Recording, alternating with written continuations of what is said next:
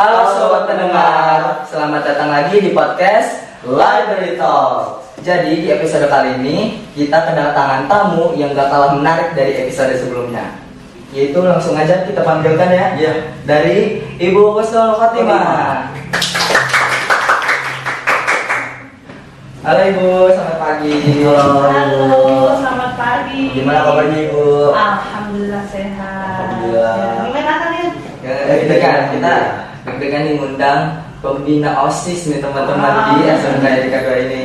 Oke, makasih undangannya ya. Iya. Jadi apa ya, yang kita tuh penasaran sih Bu. Iya. Sebelum Ibu jadi pembina OSIS ini, Ibu tuh dulunya tuh ngajar di bidang apa gitu sebagai guru? Oke. Mungkin ada kilas balik ya. Ibu dulu sebelum di sini di Ya. SMK Yadika 2, Ibu dulu sebagai pengajar di sekolah dasar. Nah, kebetulan sekolah dasar Ibu dulu dalam kawasan Depak, jadi namanya Madrasah Ibtidaiyah. Mungkin kalau di sini kurang familiar, tapi masih ada di sini. Nah, Ibu bergabung di SMK Yadika 2 itu tahun 2009. Jadi Ibu langsung mengajar di sini pelajaran matematika. Ya, pelajaran matematika, dan bisa dibayangkan 2009 sampai sekarang berapa tahun kira-kira? Saya baru 1 tahun gitu. Wow, Radit Saya belum ada 1 tahun. belum ada 1 tahun, berarti udah melanglang buana lah Ibu ya. Udah hampir 16 tahun lah. Iya, 16 tahun lah, udah lama untuk. Jadi Ibu di sini ngajar matematika. Dan ada juga kadang Ibu mampu untuk mengampu mata pelajaran yang lain. Contohnya untuk kelas 10 sekarang Ibu dipercayakan mengajar IPAS gitu. Jadi udah beralih ya, Iya. ke MTK lagi. MTK dan IPAS. Jadi ada 2 mapel yang dibajarkan untuk tahun ajaran ini. Gitu. Kan itu lama banget ya Bu, 16 tahun. Iya. Ada nggak sih kayak kalau kesah Ibu selama 16 tahun itu kesulitan yang Ibu alami? Tentu awal pertama masuk sini itu ya Ibu masih guru baru ya, Iya. guru baru. Dibilang ya Ibu dari Madiun, kota kecil yang ada di Jawa Timur, dan Ibu menuju ke kota besar, ibu kota Jakarta. Termasuk kita berada di strategis ya, sekolah kita itu di ibu kota Iya. ya. Ibu kota besar dengan berbagai macam latar belakang anak-anak yang berbeda-beda, suku juga berbeda-beda, agama juga berbeda-beda. Tentunya bagi Ibu sangat kalau guru baru dulu Ibu ya sangat mempelajari, dan untungnya Ibu sangat senang ketemu dengan anak-anak di sini. Ya, jadi anak-anak di sini bagi Ibu itu suatu hal yang harus menjadi penerus bangsa. Jadi Ibu benar-benar sangat suka ketemu anak-anak di sini karena background mereka itu kan dari kultur yang berbeda-beda, dengan karakteristik yang berbeda-beda, dan tentu pergaulannya beda jauh dengan yang ada di misalnya di wilayah tertentu dengan di sini. Karena lingkungan kita kan kota besar, metropolitan. Mempelajari karakteristik anak muridnya. Iya, dulu. tentu mempelajari. Ibu pelajari karakteristik mereka, bagaimana mereka, misalnya mereka ada masalah, ya kita harus pelajari titik masalah mereka itu di apa. Jadi guru bagi Ibu ya ini seharian Ibu, dan ini pekerjaan Ibu. Karena ya guru itu tidak hanya mengajarkan ilmu, tapi guru itu selain mengajarkan ilmu, kita mengajarkan yang lainnya, misalnya perilakunya, misalnya kita mengajarkan mereka bagaimana berpemimpin, bagaimana tanggung jawab, life skill mereka, dan itu kita juga harus ajarkan. Jadi menurut Ibu nih, kan Ibu udah jadi guru nih lama banget ya, Iya. 15 tahun. Jadi guru yang benar-benar efektif cara mengajarnya tuh gimana sih? Bagi Ibu ya, jadi guru yang efektif itu tentu ya, kalau untuk dibilang nilai, tentu kita tidak boleh menyamaratakan nilai A dan B dengan nilai tinggi, karena mereka karakteristiknya berbeda-beda. Mereka ada yang unggul di akademis, mungkin ada yang di non akademisnya tidak unggul, ada yang di akademisnya tidak unggul tapi di nonnya unggul ya, misalnya di olahraganya. Nah, tentunya untuk pelajaran Ibu sendiri ya tentu Ibu harus merangkum mereka mana yang merasa kesulitan, minimal mereka bisa belajar di situ. Entah itu mereka memperoleh hasil yang maksimal, kita upayakan, kita bantu sebagai guru itu. Makanya ibu sering menanyakan kembali, mengumpan balik, bagaimana kamu pelajarannya sudah paham belum, gitu. Itulah cara guru biar menjadi guru yang efektif. Jadi guru yang bisa menyelami anak-anak dan bisa mengetahui mana kemampuan batas anak-anak itu di mana.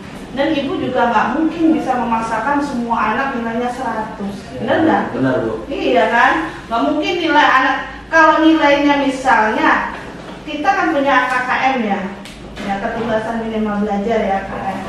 Nah itu minimal kalau anak sudah nilainya KKM, ya ibu anggap kalau anaknya sudah segitu ya, itu udah bagus bagi mereka. Bahkan ada misalnya anak yang bisa menilai tinggi karena memang kemampuannya segitu. Tapi kalau yang rendah ya harusnya minimal di KKM. Jadi ada umpan balik untuk pengulangan belajarnya. Jadi sebelumnya ibu melihat dulu dari karakteristik anaknya ini unggul dari segi akademis maupun tidak. Jadi kita harus mengetahui juga. Selain dari itu kan karakter anak kan dipengaruhi dari orang tua juga. Iya, betul. Bener nggak? Bener. Lingkungan di rumah, iya nggak? Iya. Nah itu kami juga mempelajari gitu.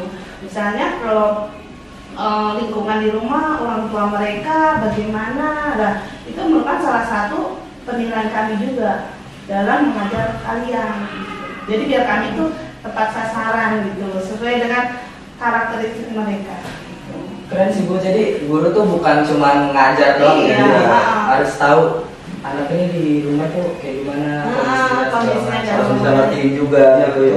Benar, harus dia ngerti. Ya, makanya kalau bagi ibu sendiri ketemu anak-anak pagi dengan, kadang kan mungkin kalau ngajar si Rifat jarang ya, belum Iya. pernah ibu ngajar. Kalau Radit sering ya. Sering dulu. Setiap hari Selasa ya kita Iya. ketemu Radit. Pasti ibu akan menanyakan kabar. Bener nggak? Bener Pertama banget, ibu Ibu. tanyakan kabar. Gimana kabar kamu hari ini? Tentunya sebagai mengapresiasi kadang kalau ada yang masih ngantuk, ibu tegur, cuci muka, atau kadang ayo belajar gitu. Itulah upaya ibu untuk tadi kata Rifat tadi untuk mengefektifkan pembelajaran. Jadi ya itulah kami sebagai guru tentu harapan ibu ya yang terbaik buat kalian. Apapun yang kalian nanti inginkan capai, ya itu ibu akan atau bapak ibu guru ini pasti akan mendukung dan sebagai jembatannya. Kalian sendirilah nanti yang berusaha semaksimal mungkin. Ibu sama bapak ibu guru di sini hanya menjembatani kalian, mengantarkan kalian ke gerbang kesuksesan masing-masing gitu. Ya. Gimana nih? Jadi ibu kan sekarang udah jadi pembina OSIS ya. Oh iya. Jadi gimana sih Bu? Ibu ini ada expect gak itu sebelum jadi pembina OSIS tuh ada expect gak kalau bakal ibu yang akan dilanjut tugaskan sebagai pembina OSIS? Ya kalau ibu sendiri ya nggak ada sih, nggak ada, maksudnya kalau kok jadi nggak ada sama sekali untuk di situ. Tapi ibu sebagai guru di sini, apapun amanah yang diberikan oleh ibu kepala sekolah ke ibu pasti akan ibu tanggung jawab. Karena kan tentu kita sebagai guru kan juga harus bertanggung jawab mengajarkan anak-anak. Gimana kalau misalnya kita dikasih amanah kita nggak tanggung jawab, nanti gimana kita mengajarkan tanggung jawab ke anak-anak didik, ya kan? Iya. Jadi ibu dikasih amanah, ibu laksanakan, ya ibu tanggung jawab sekarang, dan sekarang ibu jadi pembina OSIS di periode tahun ini. Nah, kalau boleh tahu, ibu jadi pembina OSIS itu dari tahun berapa tuh, Bu? Ibu dulu pernah sempat pembina OSIS itu menggantikan karena dulu pembina OSIS menjadi kepala sekolah itu di pas Bu Bakti itu di tahun 2002 selama 3 bulan, dan di tahun ini ajaran ini ibu jadi pembina OSIS. Jadi tahun ini. Kalau untuknya tahun ini dulu pernah cuma untuk menggantikan Bu Bakti aja jadi pembina OSIS. Nah, yang seperti kita tahu ya Kak Rifat ya, anak ibu kan ada yang anak futsal sama anak OSIS nih, Bu. Iya. Nah, aku mau nanya nih, Bu, tentang anak OSISnya ibu. Berarti kan kalau misalnya anak ibu anak OSIS sering keluar dengan beralasan kegiatan organisasi. Nah ibu itu sering khawatir nggak sih Bu tentang anak ibu kalau misalnya tuh takut kenapa-napa atau misalnya takut kecapean? Organisasi juga kan yang kita tahu ya pulang malam terus, acara segala macam. Oke. Sejauh ini ya, jadi ibu khawatir nggak? Khawatir sebagai orang tua khawatir. Kita jam berapa pulang, kok nggak pulang pasti khawatir. Tapi kalau percaya, ibu percaya. Jadi ibu mau percaya anak ibu di luar itu untuk organisasi, ibu percaya dan ibu dukung. Kenapa ibu dukung? Karena ya disitulah mereka anak-anak ibu bisa tumbuh. Karena secara ibu kan kebanyakan di sekolah sini, pulang sampai sore, sampai rumah jam 5. Kalau misalnya anak ibu nggak ibu ikutkan atau ibu larang untuk organisasi, untuk diem aja di rumah, kapan mereka ketemu orang lain? Bahkan ketemu orang tuanya sedikit waktunya gitu. Dan di luar itu banyak banget ilmu yang harus didapat. Di luar, di organisasi, di sekolahannya, ketemu banyak orang, itu ilmu yang tidak ada di rumah gitu. Ilmu yang benar-benar mereka dapatkan di bangku sekolahan. Jadi kalau dibilang ibu khawatir, tapi kalau selama ada komunikasi dan pemberitaan ke ibu bahwa stay di mana, ibu pasti akan selalu mendukung dan tidak khawatir gitu. Jadi sama kayak kalian, kalau kalian berorganisasi dimanapun kasih tahu orang tua, jadi tidak membuat khawatir gitu. Misalnya pulang jam berapa, kegiatan jam berapa, itu nggak apa-apa, malah seneng gitu. Berarti ibu nih mendukung penuh ya kegiatan yang anak ibu lakukan selama itu positif. Pasti ibu mendukung. Bahkan itu anak ibu itu OSIS itu malah ibu yang suruh. Soalnya dulu ini anaknya itu sukanya itu menyendiri gitu. Kan sifatnya kan ada ya anak yang suka menyendiri, yang sekarang namanya apa ya, bahasa gaulnya Introvert. Benar. Katanya kalau ketemu banyak orang hilang energinya. Katanya sih, aku juga nggak tahu. Makanya kalau anak introvert itu kemarin ibu suruh kamu masuk organisasi OSIS gitu. Dan kebetulan di sana di sekolahnya anak ibu itu sama kan, di sini juga ada tes ya. Iya. Sama kan, dia ternyata dites keterima lah gitu. Makanya ya ibu bersyukur keterima. Ibu jadi biar banyak teman. Waktu ibu jemput itu emang benar. Kalau di OSIS itu banyak yang kenal, emang benar. Ibu lihat anak ibu itu dari A, B sampai kelasnya ada 6 itu ada yang nyapa gitu, padahal bukan teman sekelasnya gitu. Jadi kelihatan ya Bu, Kelihatan. perubahannya selama sebelum masuk OSIS sama Iya, kalian ngerasain nggak kalau banyak anak yang kenal kalian? Aku ngerasain sih Bu. Rasain kan? Iya kan? Lebih tepatnya kalau misalnya kegiatan kayak tadi itu Bu, kemarin kita fest, kalau aku bukan anak OSIS, ini aku nggak bakal dilirik ya Bu. Iya benar, makanya lebih dominan bisa ini kelihatan bisa berteman banyak orang, dan belum tentu ini ya untuk membangun karakter untuk tanggung jawab itu susah. Ya, susah kan itu, tapi itu emang mau nggak mau harus dan wajib. Makanya dengan kita di OSIS, oh iya jatuh. Iya.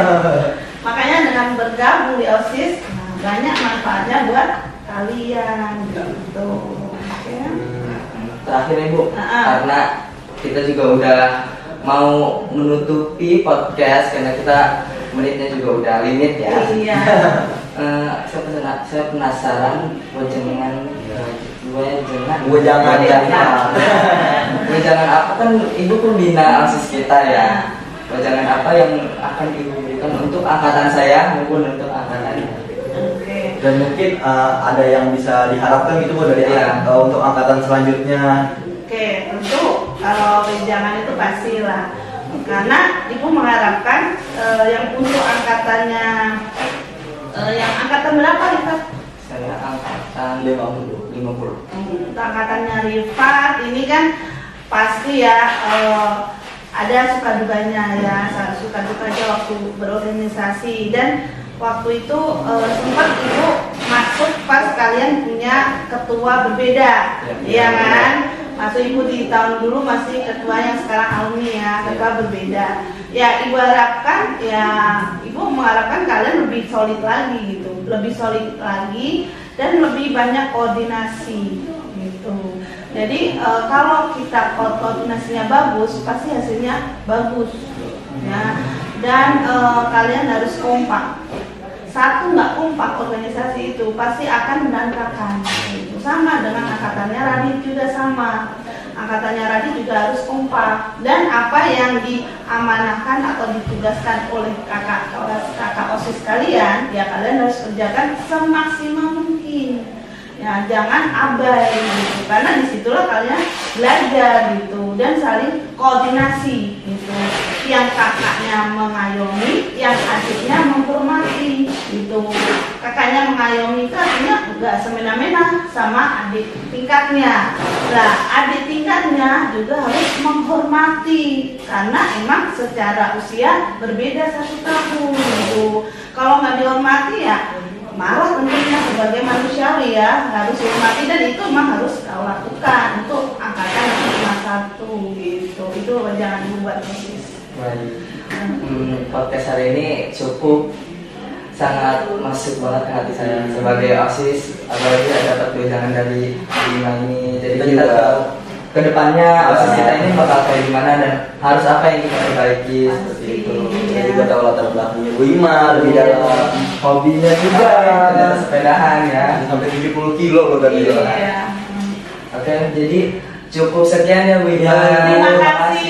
Terima kasih, Bu. Terima kasih. Terima kasih juga untuk para penonton. Jangan lupa di like, comment, and subscribe. Dan juga bye dan see you di next podcast selanjutnya. Bye. Thank you. Thank you.